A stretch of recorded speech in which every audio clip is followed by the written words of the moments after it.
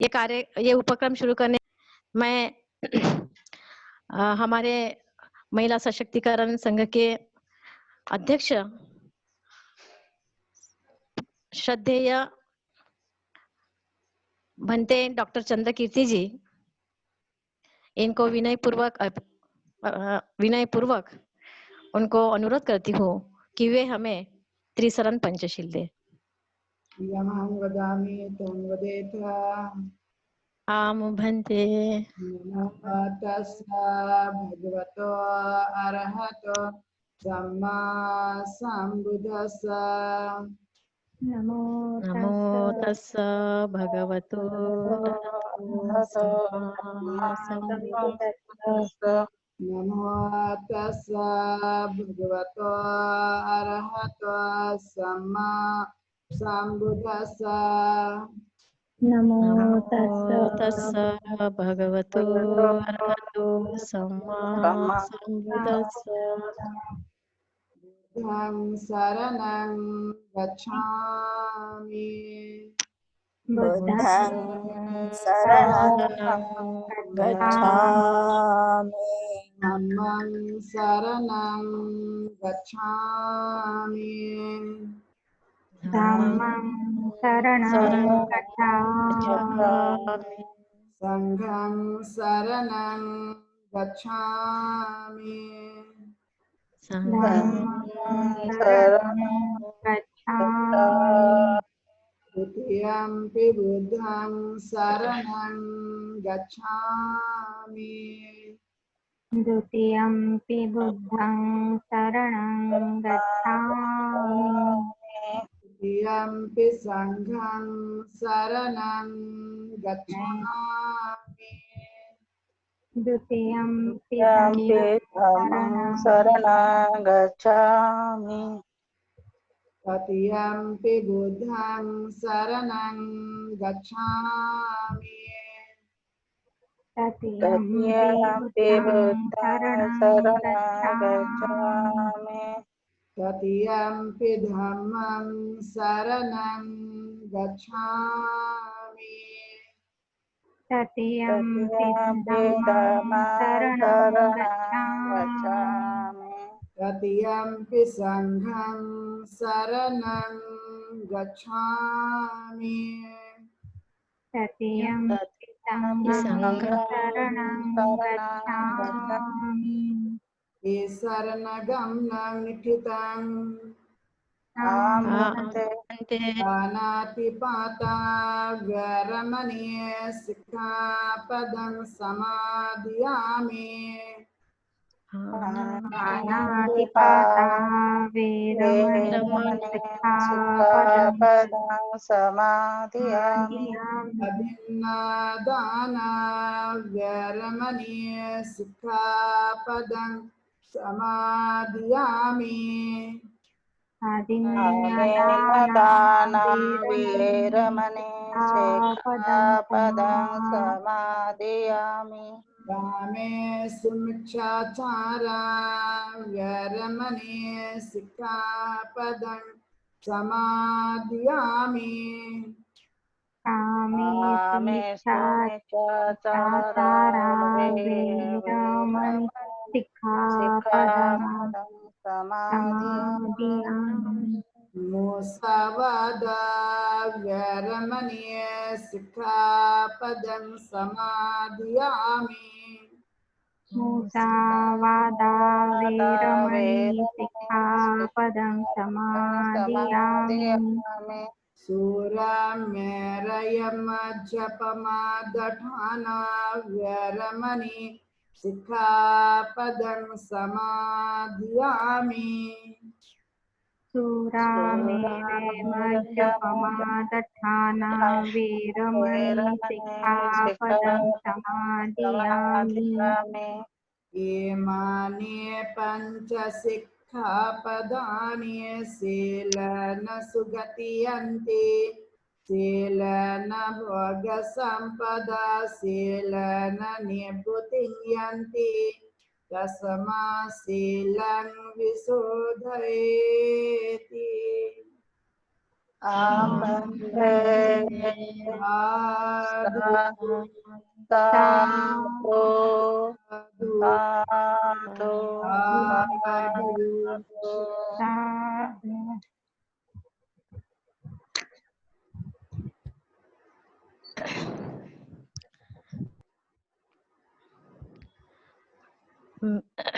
मैं नंदिनी गौतम सर्वप्रथम महाकारुणिक तथागत भगवान गौतम बुद्ध को अभिवादन करती हूँ और हमारे जो समस्त आदर्श महापुरुष उनको भी मैं वंदन करती हूँ। और आज का जो कार्यक्रम हमने तय किया है, जो नया उपक्रम आज हमने शुरू किया है, जो कि हमारे महिला सशक्तिकरण संघ की सदस्य है, उनको एक प्रकार के इस उपक्रम के माध्यम से ट्रेनिंग दी जा रही है। एक प्रकार की ये प्रैक्टिस है। तो आज हम सर्वप्रथम जो हमारे महिला सशक्तिकरण संघ की सभी सदस्य है और जो हमें महिला सशक्तिकरण संघ के अलावा जो हमारे आज के जो श्रोतागण हैं, उन सभी को मेरा मैत्रीपूर्ण जय भीम। आज हमारे बीच दो वक्ता आए हैं। उन्होंने खुद ही विषय का चुनाव किया है, उस बारे में हमें जानकारी देने वाले हैं। साथ में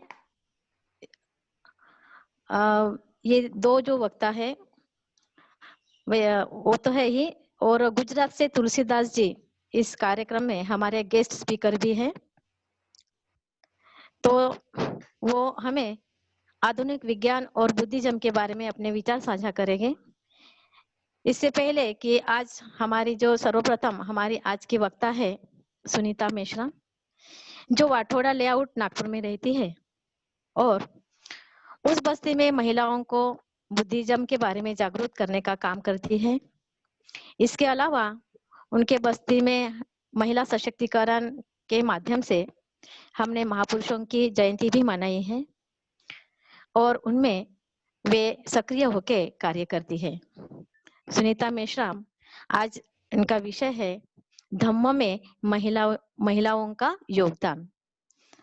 धम्म में महिलाओं का योगदान, धम्म के प्रति महिलाओं का कौन सा योगदान है, इस बारे में वे अपने विचार हमारे समक्ष रखेंगी। सुनीता मेश्राम। सबको मेरा जय भीम।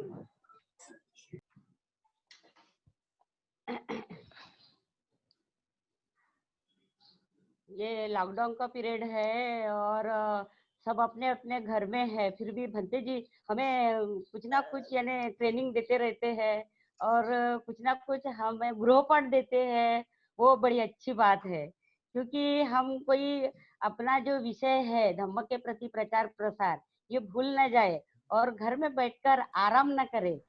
ये बहुत बड़ी अच्छी यानी उनकी जो ये है प्रेरणा है, वो हमें बहुत यानी बड़े मुकाम पे लेके जा सकती है, ऐसे मुझे लगता है। सर्वप्रथम मेरा सभी को जय भीम। विश्व को शांति का संदेश देने वाले विश्व गुरु भगवान तथागत गौतम बुद्ध, छत्रपति शिवाजी महाराज, आरक्षण के जनक छत्रपति शाहू जी महाराज, समाज को शिक्षित बनाने वाले सूर्य क्रांति सूर्य महात्मा ज्योतिबा फुले, जिन्होंने भारत को संविधान दिया, वो विश्व रत्न डॉक्टर बाबा साहेब अम्बेडकर, माता जिजाऊ, माता सावित्री, माता रमाई और जिन महापुरुषों ने इस देश के लिए अपनी पूरी जिंदगी कुर्बान कर दी, उस सभी महापुरुषों को मेरा विनम्र अभिवादन। और महिला सशक्तिकरण संघ के अध्यक्ष माननीय भदंत डॉक्टर चंद्रकीर्ति, इनको मेरा सादर प्रणाम और मेरे भाइयों और बहनों को सप्रेम जय भीम। मेरा विषय है महिलाओं के प्रति धम्म का योगदान। ये धम्म क्या है? ये एक विचारधारा है और धम्म और कुछ नहीं, ये एक विचारधारा है और जीवन जीने के लिए सरल मार्ग है जिनमें शील और नैतिकता के साथ धम्म के रास्ते पर चले तो मनुष्य के जीवन की सारी कठिनाइयां दूर होकर संपूर्ण जीवन कल्याणकारी हो सकता है। इसलिए मैं आज इस प्रोग्राम के माध्यम से ये संदेश देना चाहती हूँ कि जिस तरह एक माता अपने बच्चे का पालन करती है, उसकी जागरूक रहकर उसका अनुसरण करना के लिए थोड़ा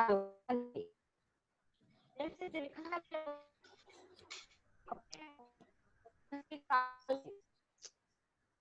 के लिए प्रसिद्ध वो जो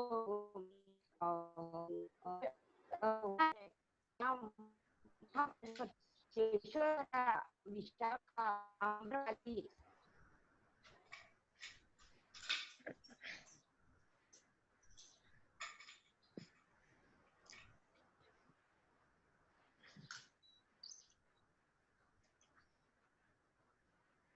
लगता है इनकी आवाज नहीं आ रही है, हाँ, वो डिस्कनेक्ट हो रहा है बहुत। डिस्कनेक्ट हो गया इनका, लगता है इनका नेटवर्क कुछ प्रॉब्लम हो सकता है, तो फिर से हाँ। जाने दीजिए। तब तक हम उनकी शशि मेश्राम को बताइए कि दूसरे ये तैयार रहे। शशि मेश्राम भी, शशि मेश्राम दूसरे हमारी वक्ता है, आप तैयार रहिए शशि जी।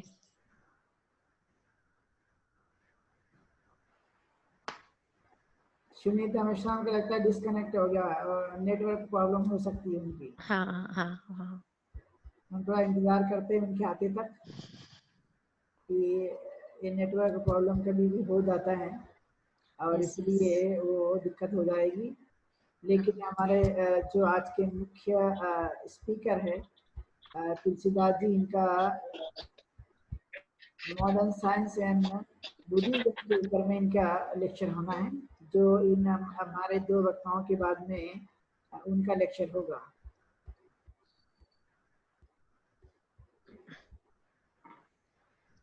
यदि शशि मेश्राम हो तो इन्हें कह दीजिए। हेलो शशि मेश्राम हमारी दूसरी वक्ता है। शशि में, हाँ बनते जी, लीजिए। शशि मेश्राम को, हाँ शशि, ये जुड़ हाँ। गई है, जुड़ गई सुनीता मेश्राम, ठीक है। अच्छा ठीक है, ठीक।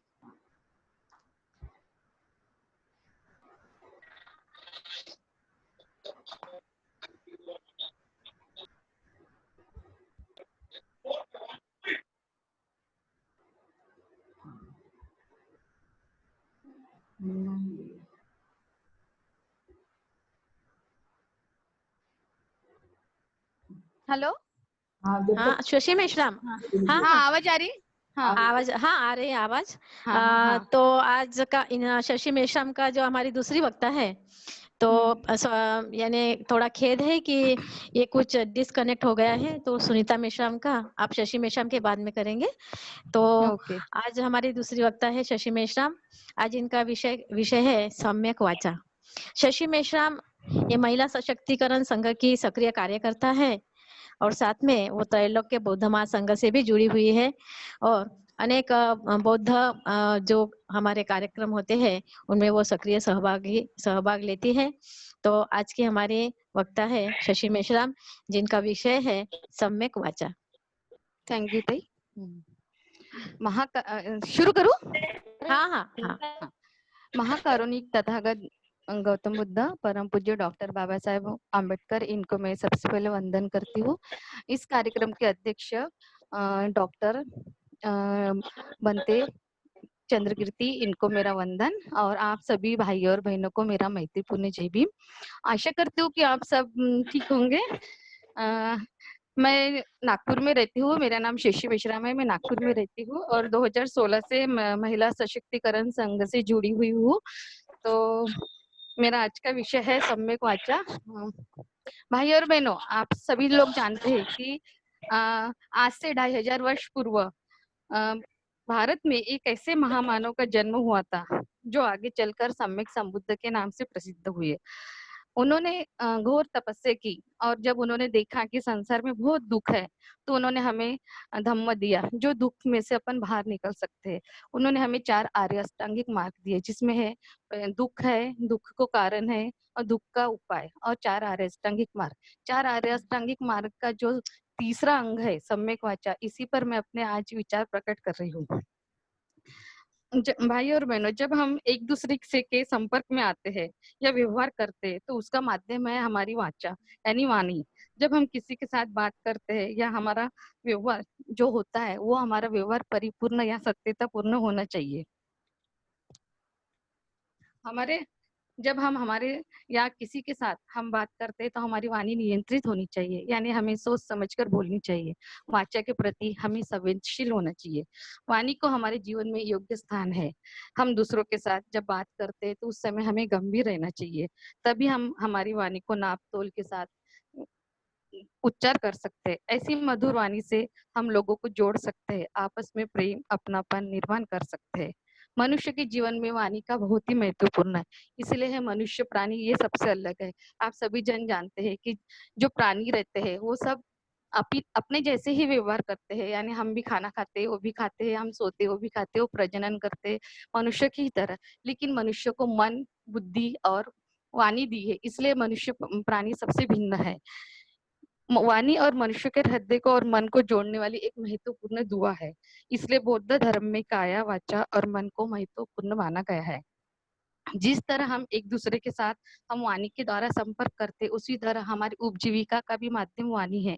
जो भी मन में निर्माण होता है वो काया और वाणी से व्यक्त होता है। यदि हमारा मन कुशल होगा तो हम सामने वालों के साथ अच्छे से बातें करेंगे। यदि हमारे मन में अकुशल विचार चलते हैं तो हम सामने वाले से हम द्वेष से ही बातें करेंगे। हमारे मन में लोभ, तृष्णा, द्वेष होगा तो हम कितनी गलतियां करते हैं आप समझ सकते हैं। हम सामने वालों से क्या ठीक से बात कर पाएंगे? नहीं कर पाएंगे ना। इसलिए हमें हमारी वाणी, वाचा पर नियंत्रण रखकर ही बात करना चाहिए। अकुशल वाणी में कठोर, निंदा, झूठ, व्यर्थ बड़बड़ होती है। हम एक बौद्ध व्यक्ति होने के नाते प्रत्येक मनुष्य ने अकुशल वाणी का त्याग करना चाहिए। यदि हम सुंदर और मधुर वाणी से बात करते हैं तो उससे हम उसमें हमारा सुख है। और इसीलिए वाणी के 4 प्रकार है। पहली जो है वाणी वो है सत्यतापूर्ण वाणी। हमारी वाणी हमेशा ही सत्य होनी चाहिए। हम जो भी बात करते हैं वह सत्य होनी चाहिए। सत्य बोलना एक कुशल कर्म है। एक बौद्ध व्यक्ति होने के कारण हमें कुशल कर्म करना चाहिए। कुशल कर्म केवल काया, वाचा और मन से ही नहीं तो वाणी से भी होते हैं। यदि हमें उच्च अवस्था प्राप्त करनी है तो हमारी वाचा सत्य पर आधारित होनी चाहिए। हमारी वाणी से कौन से शब्द व्यक्त होते हैं उसकी हमें पहचान होनी चाहिए। हम हमारे शब्द पहचानने के लिए वहाँ हमें जागरूक रहना बहुत ही जरूरी है, यानी खुद पर नियंत्रण होना चाहिए। सत्य बोलना रोज के व्यवहार में कठिन है लेकिन असंभव भी नहीं है। सत्य बोलने के लिए हमें धम्म आचरण की आवश्यकता होती है। सत्य कल्याणकारक है। इससे हमारा भी कल्याण होता है और दूसरों का भी होता है। जब हमारी आदत सत्य बोलने की और धम्म आचरण की करने की पड़ती है तो हमें सुख की निर्मिति होती है। हम सुख का आस्वाद ले सकते हैं। सत्य से लोग हमें विधायक प्रतिसाद देते हैं। इससे दूसरों के मन में हमारे प्रति आदर भाव निर्माण होता है। सत्यवाणी हमें आनंद भी देती है और दूसरों को भी सत्य बोलने के लिए, सत्य जब हम सबके साथ बोलते हैं तो हम सबके प्यारे लगने लगते हैं। लोगों में हमारी प्रशंसा होती है। हमारे अच्छे मित्र, परिवार सुख दुख में साथ देते हैं। हमारी भावना आचरण से विधायक बनती है और हमें आध्यात्मिक विकास के तरफ ले जाती है। ऐसे टाइम हम बुद्धत्व से दूर नहीं रह सकते। हमारे मन में क्या है, हमारा हेतु उद्देश्य क्या है, हमारी प्रेरणा क्या है, हमारी कल्पना क्या है, ये सब हमें पहचानना आना चाहिए। इससे हम खुद को पहचान सकेंगे। और जब तक हम खुद को जान नहीं पाते, हम सुस्पष्टता और प्रकाश यानी सत्य की झलक हमें प्राप्त नहीं होती। यदि हमारी वाणी असत्य होगी तो हमारे ही हम नहीं रहेंगे, हम खुद के साथ विश्वासघात करेंगे। सत्यवाणी बोलने से हम खुद के संपर्क में रहते हैं और सही में हम क्या है और हमें खुद को पता चलता है। हम दूसरों के साथ बात करनी पड़ती है। हमें बात करते समय हमें ये ध्यान रखना चाहिए कि हम उसके साथ किस प्रकार की बात कर रहे हैं। ऐसे वाणी का प्रयोग चाहिए कि सामने वाले व्यक्ति को हिम्मत आनी चाहिए, उसका कॉन्फिडेंस बढ़े, ऐसी हमारी वाणी होनी चाहिए। हमें जैसा है वैसा ही बोलना चाहिए, बढ़ा चढ़ा कर नहीं या काट काट छट नहीं, किसी की हंसी नहीं उड़ानी चाहिए। सत्यवाणी उच्च और सखोल और परिपूर्ण है। सत्यवाणी मानसिक और धार्मिक भी है। हमारे अंतकरण में जो है वही हमें दूसरों के सामने प्रकट करना चाहिए। सत्य पर आधारित आदान प्रदान वाचक यही सत्यतापूर्ण वाणी है। दूसरी है प्रिय और ममतापूर्ण वाणी। हमारी वाणी सत्य ही नहीं तो प्यार भरी और ममतापूर्ण भी होनी चाहिए। यदि वाणी में मधुरता नहीं रहेगी तो हम सत्यवाणी का कोई मतलब ही नहीं। हम सच बोलते हैं, पर यदि वो शब्द सच बोलने के बाद भी अगर वो हमारे शब्द कठोर रहे तो वाले व्यक्ति को जरूर दुख पहुंचेगा। इससे दोनों में सुसंवाद यानी अच्छी बातें नहीं होंगी। सत्य सत्य होगा पर कठोर शब्द का प्रयोग करने से मित्र परिवार दूर होंगे और हमें अकेला रहना पड़ेगा। शब्द सत्य होंगे और दूसरों के भावनाओं को ध्यान में रखकर यदि हम ममतापूर्ण बातें करते हैं तो वह शब्द उनके हृदय को स्पर्श करेंगे और आपस में परस्पर प्रेम और अपनापन निर्माण होगा। जब किसी व्यक्ति के साथ बात करते हैं तो उसका हमें अस्तित्व को ध्यान में रखकर बात करना चाहिए। यानी वो क्या है, उसका पद क्या है, क्या वो व्यक्ति सम्मानीय है, ये सब ध्यान में रखकर हमें उनके साथ बात करना चाहिए। हमारी मानसिक अवस्था और भावना कुशल होगी तो हम जागरूक रहकर मधुर वाणी का प्रयोग करेंगे। इसी कुशल भावना की आवाज आ रही ताई? हाँ, हाँ, बिल्कुल। हाँ, हाँ, हाँ। इसी कुशल भावना को प्रेम कहते हैं। यदि हमारी भावना अकुशल होगी तो हम ममतापूर्ण बात भी नहीं कर सकेंगे। जब हम एक दूसरे की भावनाओं का सम्मान करेंगे तभी हम मैत्रीपूर्ण व्यवहार एक दूसरे के साथ कर सकेंगे। प्रिय और मधुर अम, वाचा मनुष्य के हृदय को स्पर्श करती है। इतनी शक्ति उस ममतापूर्ण वाणी में होती है। मधुर भाषा आनंद देने वाली होती है। मधुर वाणी से हम लोगों के संपर्क में रहते हैं। जिनकी वाणी मधुर होती है ऐसे लोगों के साथ हमेशा अच्छे लोगों का साथ रहता है। इसलिए मनुष्य प्राणी अलग है। मनुष्य का संपूर्ण व्यवहार प्रत्यक्ष और अप्रत्यक्ष अपनी वाणी से ही निर्माण होता है। बुद्ध धम्म के अनुसार हमारे सुसंवाद आदर्श विचार ये सब मधुर वाणी से ही हो सकते हैं। ममतापूर्ण शब्दों से हम प्रज्ञा और करुणा इन दोनों को प्रकट कर सकते हैं। यदि हमें जीवन से दुख नष्ट करना है तो हमें मधुर वाणी का प्रयोग करना पड़ेगा। कठोर वाचा से दुख दूर नहीं होते। इससे हम अपने रिश्तेदारों से दोस्त